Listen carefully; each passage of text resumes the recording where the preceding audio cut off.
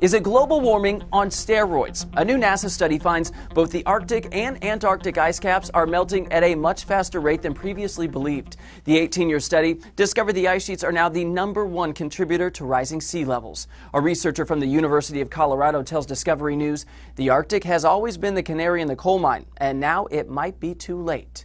As the effects of greenhouse warming take hold, it's the Arctic where we're going to see it first. It's the Arctic where those changes are going to be most pronounced.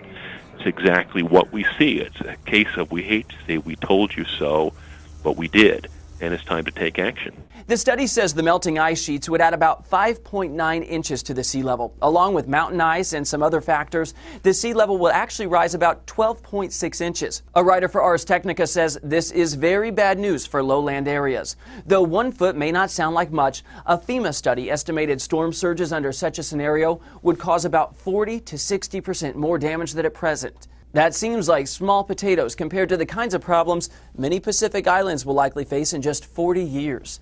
And humans aren't the only ones affected. Recently, a polar bear spent 9 days swimming across the Beaufort Sea. Her cub died before they were able to find ice to land on. There underlies a real problem here in general. Polar bears who depend on this ice will also be displaced from their home at a faster rate than expected. What animals will be displaced in the polar ice regions of the world as the melting trends continue?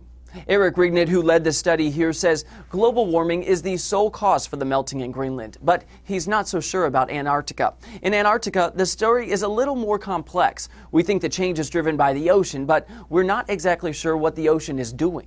The UN predicts the world will have 50 million environmental refugees by the year 2020, less than 10 years from now, because of climate change. I'm Chance Seals for Newsy.com. Multiple sources, the real story.